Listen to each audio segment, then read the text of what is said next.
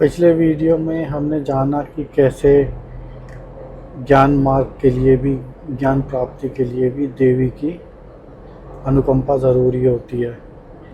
बिना देवी के में श्रद्धा के ज्ञान मार्ग भी नहीं खुलता। देवी की भक्ति से ही हमें ज्ञान में एकाग्रता आती है। तो अब हम देवी की महिमा सुनने के बाद अब देवी में शरणागति रखने से क्या फल मिलता है, उस पे ये चर्चा करते हैं। देवी त्रिपुरा की शरणागति यानी शरण में जाने के भाव को केंद्र में रखकर यह स्पष्ट किया गया है कि जब साधक पूर्ण रूप से देवी पर निर्भर हो जाता है, तब देवी स्वयं उसका मार्गदर्शन करती हैं। केवल बाहरी पूजा, मंत्र या कर्म से नहीं, बल्कि अहंकार के त्याग और आत्मसमर्पण से देवी प्रसन्न होती हैं। जो भक्त अपने सामर्थ्य, बुद्धि और प्रयास का अभिमान छोड़ देता है, वही वास्तव में देवी की कृपा का पात्र बनता है। संसार के दुख, भय और बंधन तब तक ही बने रहते हैं जब तक जीव स्वयं को कर्ता और भोक्ता मानता है। वैसे ही वह देवी को ही सर्वकर्ता मान लेता है, बंधन शिथिल होने लगते हैं, यानी कि बंधन छूटने लगते हैं। जो भक्त एकनिष्ठ भाव से उनकी शरण लेता है, उसकी जिम्मेदारी स्वयं देवी स्वीकार कर लेती हैं। सच्ची शरणागति से कोई शब्द या संकल्प नहीं, बल्कि अंतर पूरी तरह झुक जाना चाहिए, यही एक शर्त है। और जब यह अवस्था आती है, तब साधक के जीवन में भय के स्थान पर विश्वास और शांति स्थिर हो जाते हैं। यही देवी की शरणागति के बारे में जाना हमने। अब देखते हैं कि देवी त्रिपुरा के नाम स्मरण और स्तुति की महिमा को विशेष रूप से प्रतिष्ठित करते हुए यह बताया गया है कि देवी का नाम स्वयं में साक्षात शक्ति है। उसका जप या स्मरण किसी साधना से कम नहीं है। देवी का नाम स्मरण बिना किसी विशेष विधि या कठिन नियम के बिना भी फल देता है। तो नाम स्मरण की महिमा को आगे वर्णित करते हुए कहते हैं कि जो व्यक्ति भावपूर्वक देवी का नाम लेता है, उसके पाप, भय और मानसिक अशांति क्रमबद्ध तरीके से नष्ट होने लगते हैं। देवी की स्तुति करने में शुद्ध उच्चारण से अधिक महत्वपूर्ण है सरलता और श्रद्धा। हृदय साफ होना चाहिए और सरल स्वभाव होना चाहिए और श्रद्धा होनी चाहिए। अशिक्षित, दुर्बल, साधनाहीन व्यक्ति भी केवल नाम स्मरण से देवी की कृपा प्राप्त कर सकता है। देवी त्रिपुरा भक्त वत्सल हैं। वे अपने भक्त की योग्यता नहीं, बल्कि उसके भाव को और एक निष्ठता को देखती हैं। नाम, रूप और स्तुति ये सभी साधक को धीरे धीरे देवी तत्व के साक्षात्कार की ओर ले जाने वाले साधन हैं। इसलिए इस ग्रंथ का श्रवण और पाठ भी स्वयं देवी नाम स्मरण का ही एक रूप है। तो देवी क्रमबद्ध तरीके से ही हमें ऊपर उठाती हैं।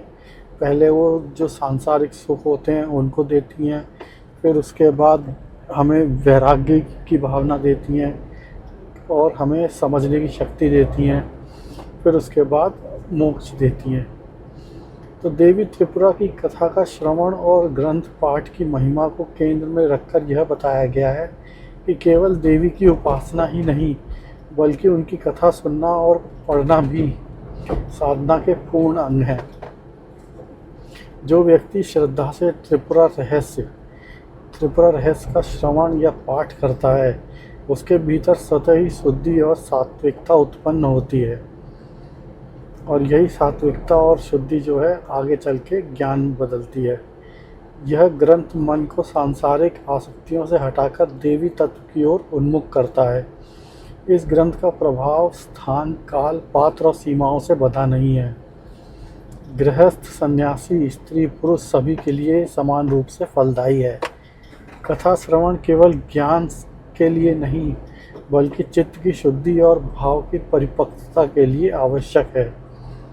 जो व्यक्ति नियमित रूप से इस ग्रंथ का पाठ करता है उसके भीतर धीरे धीरे भक्ति, वैराग्य और विवेक स्वाभाविक रूप से विकसित होते हैं। ऐसा भी कहा गया है कि यह ग्रंथ स्वयं देवी का वाङ्मय रूप है। इसका आदर पूर्वक श्रवण या पाठ मानो देवी त्रिपुरा की सन्निधि में बैठकर उनका स्मरण और सानिध्य करने के समान है। तो यही बोध करा के देवी कथा की श्रवण एक पूरी साधना है, कोई गौण कर्म नहीं। ये बताया गया है कि ये पूरी एक साधना है। इस साधना में ही एक जब आप फल स्वरूप इस साधना के ज्ञान की इंद्रियां, ज्ञान के चक्षु खुलते हैं, वो आंखें खुलती हैं, इंसान की दृष्टि खुलती है, जिससे ज्ञान समझने में आसानी होती है।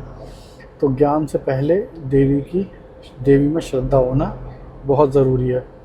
तो देवी त्रिपुरा की उपासना से प्राप्त होने वाले चारों पुरुषार्थ यानी कि धर्म, अर्थ, काम और मोक्ष, उनकी सिद्धि को स्पष्ट रूप से प्रतिपादित करते हुए ये बताया गया है कि देवी की भक्ति किसी एक फल तक सीमित नहीं है बल्कि जीवन की संपूर्ण रूपांतरण के लिए एकमात्र उपाय है। जो व्यक्ति श्रद्धा और नियम पूर्वक देवी त्रिपुरा की उपासना करता है उसे धर्मयुक्त जीवन, उचित साधना और संतुलित भोग स्वतः प्राप्त होते हैं। देवी की कृपा से सांसारिक इच्छाएं बंधन नहीं बनती बल्कि क्रमशः शुद्ध हो जाती हैं। यानी कि ये जो सांसारिक भोग हैं ये भी शुद्ध हो जाते हैं। इनसे भोग को भोगने के बाद आदमी की स्वतः ही इनमें आसक्ति खत्म हो जाती है। देवी अपने भक्त को पहले उसकी आवश्यकताओं के अनुसार सांसारिक स्थिरता देती हैं और जब भक्त के भीतर परिपक्वता हो जाती है, जब वो उन्हें भोग के एक तरह से मुक्त हो जाता है, तब वो भक्ति मोक्ष की ओर मोड़ देती हैं। उसकी जो फोकस होता है, देवी त्रिपुरा इच्छाओं का दमन नहीं करती बल्कि उन्हें परिकृष्ट करती हैं, यानी कि फुलफिल करती हैं, अंततः आत्मज्ञान की ओर प्रवाहित कर देती हैं उसके बाद। इसलिए उनका मार्ग ना तो पलायन है ना ही भोग में डूबना बल्कि संतुलित और करुणा का मार्ग है, संतुलन का मार्ग है। जो व्यक्ति इस ग्रंथ की महिमा को समझकर श्रद्धा से देवी की उपासना करता है उसके जीवन में कुछ भी व्यर्थ नहीं जाता। वह उसका हर अनुभव अंततः देवी तत्व की ओर ले जाने वाला साधन बन जाता है।